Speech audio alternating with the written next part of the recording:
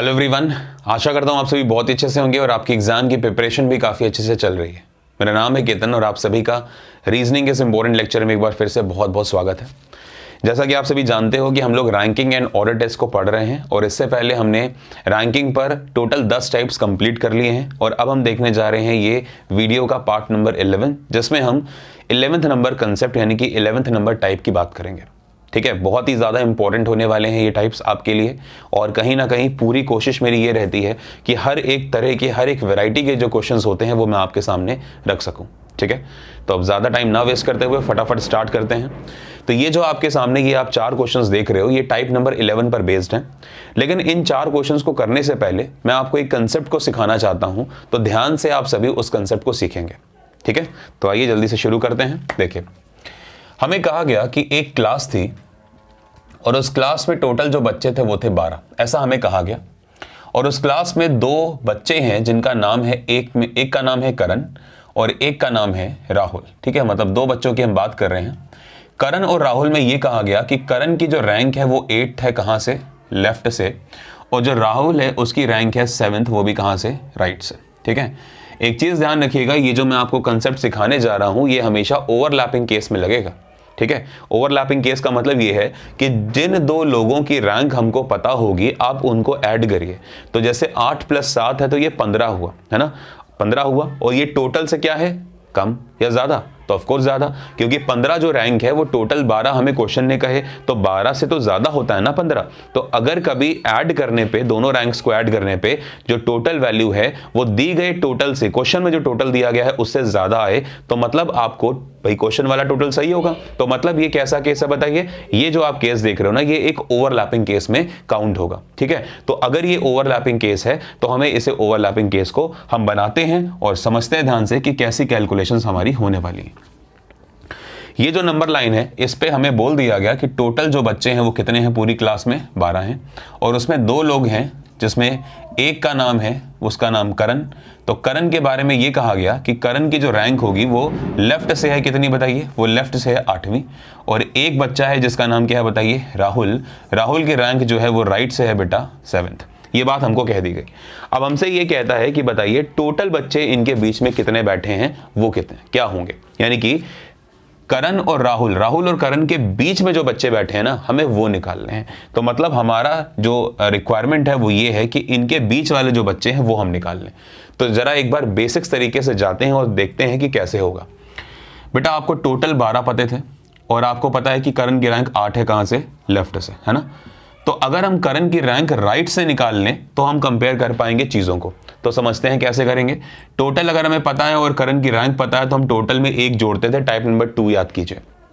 तो 12 में जब आप 1 को जोड़ोगे तो बन जाएंगे 13 और 13 में जब आप दी गई इस रैंक को 8 को माइनस करोगे बचेगा 5। तो मतलब हम ये कह सकते हैं कि जो करण है उसकी राइट से जो रैंक होगी वो 5th हो जाएगी। क्या हम ये बात कह सकते हैं? तो बस अगर हम ये बात समझ पा रहे हैं तो आगे देखिए, करण की रैंक राइट से 5th है और राइट से ही राहुल की रैंक 7th है। अगर ये 5 है और ये 7 है तो ऑफकोर्स बीच में कितने लोग होंगे? एक ही तो लोग होंगे बीच में, जो कि 6th वाला होगा बंदा। देखो राइट से करण है 5वां, 6ठा कोई बंदा होगा हमें नहीं पता, और उसके बाद 7वें पे कौन आ गया? राहुल आ गया राइट से, है ना? तो मतलब बीच में सिर्फ कितने लोग बैठे हैं? बीच में सिर्फ 1 पर्सन बैठा है। तो अगर हमसे ये पूछा जाए कि बताइए कि बीच में कितने लोग बैठे हैं, तो बीच में जो लोग बैठेंगे वो 1 है। Total number of students who are sitting between Karan and Rahul, ठीक है, उनकी वैल्यू हो जाएगी 1। क्लियर?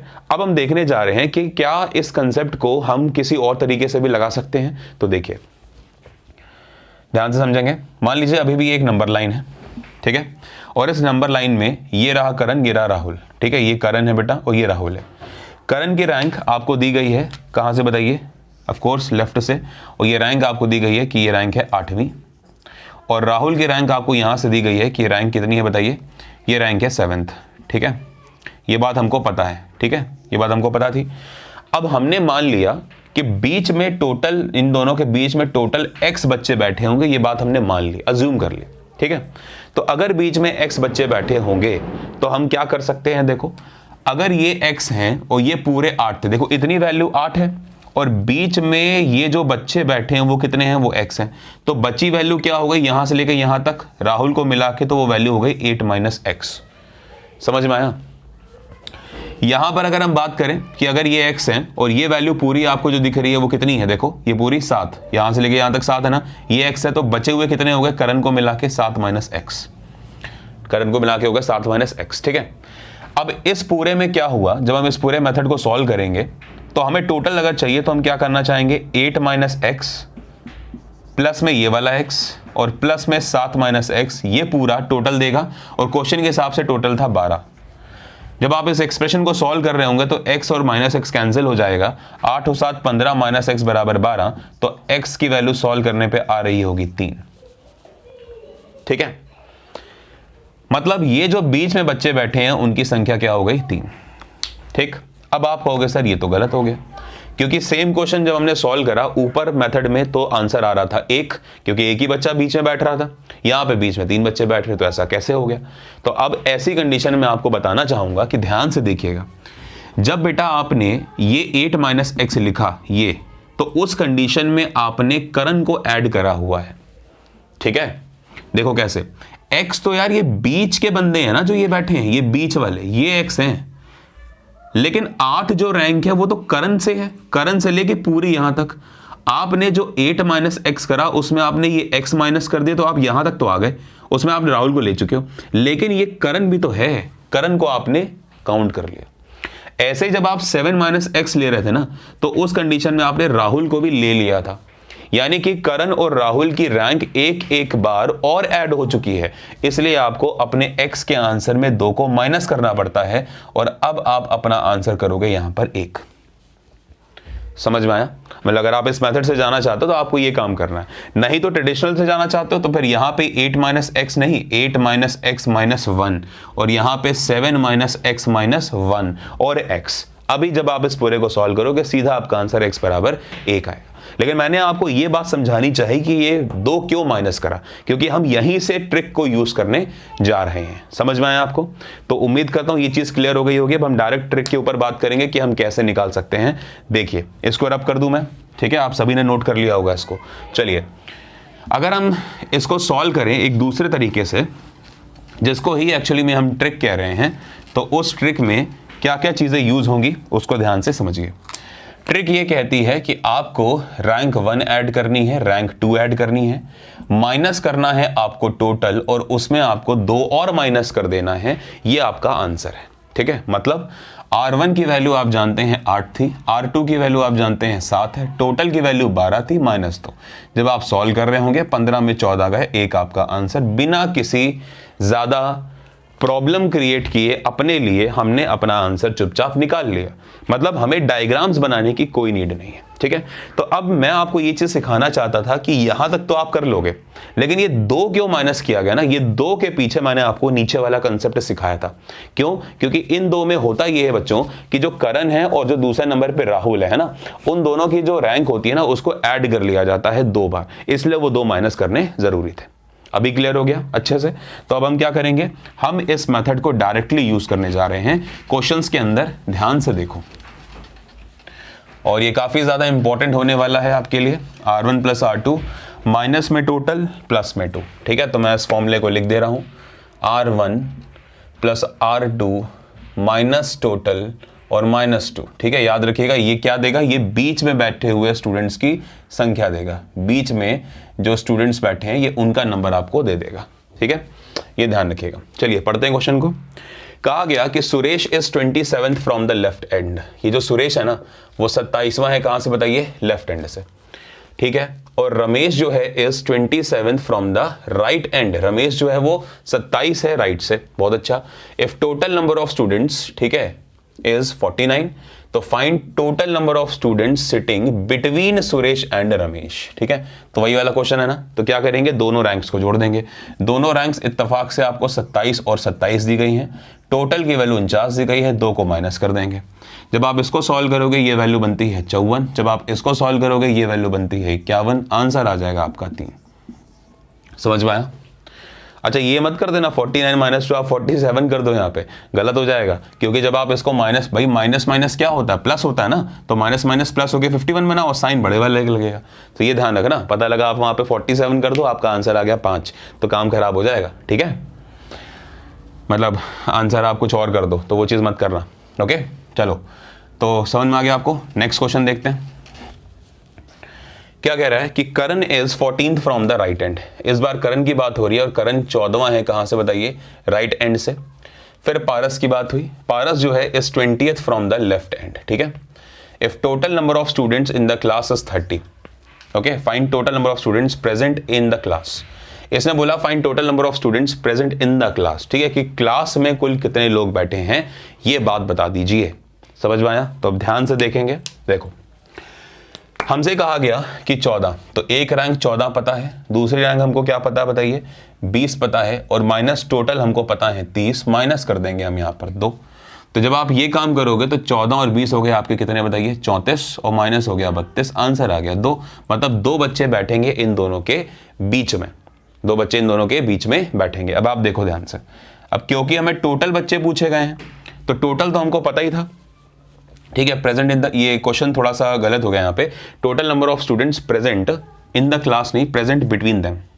इन द क्लास का तो दिया ही दिया है, प्रेजेंट बिटवीन देम है ना। इन द क्लास तो बच्चा आपको दिए है ना 30 तो आंसर है ही है, तो वो इन द क्लास क्यों पूछेगा आपसे, ठीक है। इस पॉइंट को ध्यान दीजिएगा, ओके। तो आपका आंसर क्या हो जाएगा यहाँ पे 2, कि 2 बच्चे बीच में बैठे हैं, ओके।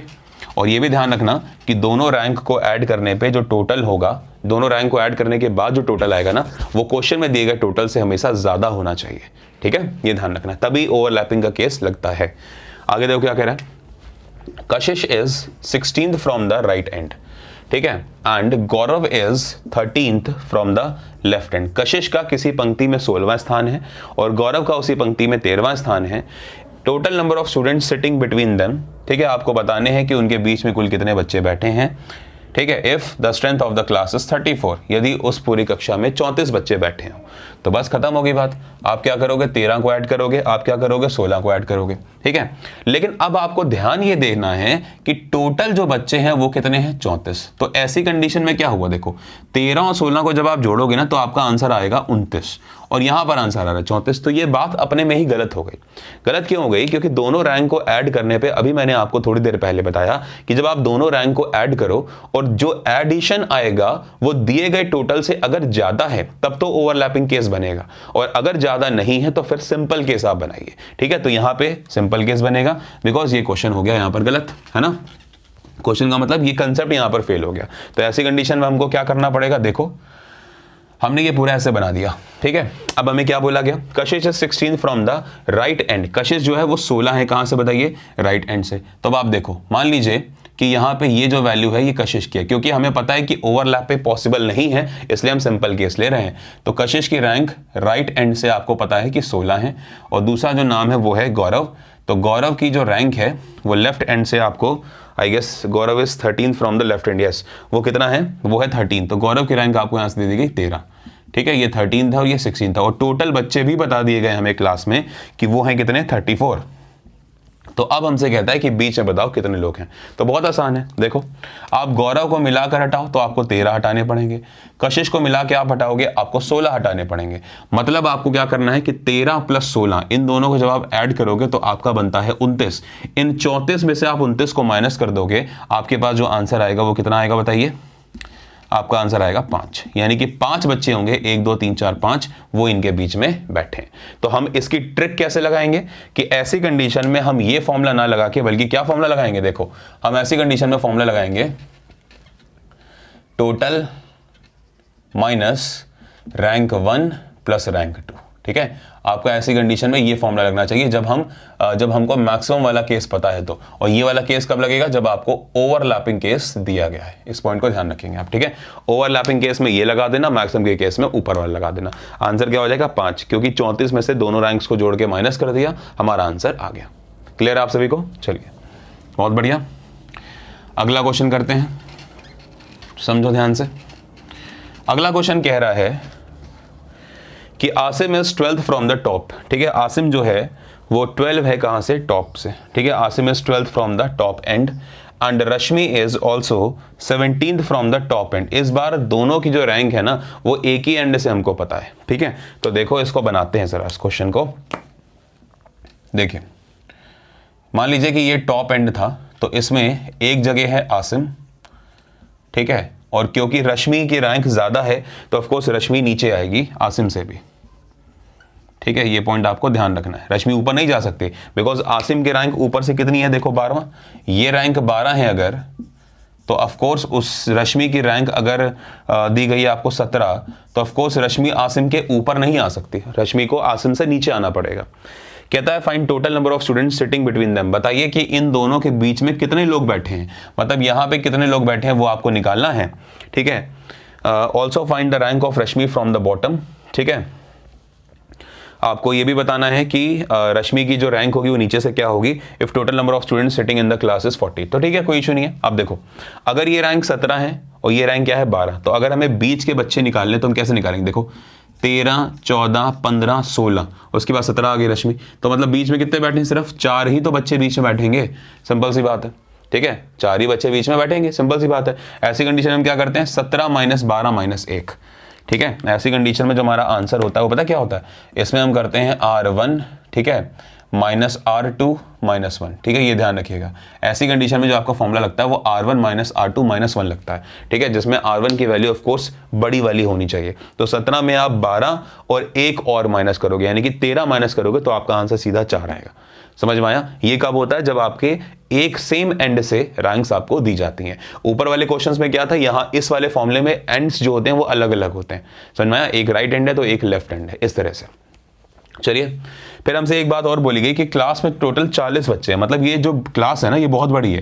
ये क्लास पूरी जो आप देख रहे हो ये 40 बच्चों की क्लास है, और इस क्लास में रश्मि की रैंक 17 थी ऊपर से, और रश्मि की रैंक नीचे से पूछी गई है कि कितनी होगी, तो 40 में 1 जोड़ के रश्मि की रैंक को माइनस कर देंगे, मतलब 41 - 17 जब हम करेंगे हमारा आंसर आ जाएगा 24, यानी कि रश्मि की नीचे से रैंक क्या हो जाएगी बच्चों, रश्मि की जो नीचे से रैंक हो जाएगी वो होगी 24। क्लियर है? तो इस तरह से हमने इन चारों क्वेश्चंस को कर लिया, मतलब इस टाइप को भी, टाइप नंबर 11 को भी हमने कंप्लीट करा। उम्मीद करता हूं कि समझ में आया होगा और अच्छे क्वेश्चंस आया, नो डाउट। ठीक है, आप रैंकिंग के क्वेश्चंस को अब जब 11 टाइप्स करने के बाद जब आप अपनी किताब को उठाकर देखोगे ना, तो आपको लगेगा सच में यार सर ने मेहनत करी है, और इतनी मेहनत करने के बाद अब आपको भी मेहनत करनी चाहिए। ऑफकोर्स इन सभी टाइप्स की प्रैक्टिस करिए, ठीक है, और उसके बाद अपने सिलेक्शन को कन्फर्म करिए। Okay, so good luck, please keep sharing this course, है ना। अपने दोस्तों को बताइए कि बहुत अच्छा रीजनिंग का कोर्स है, सभी लोग इससे बेनिफिट उठाएं और ऐसे ही पढ़ते रहिए भाई। Thank you, good luck, have a nice day, keep studying.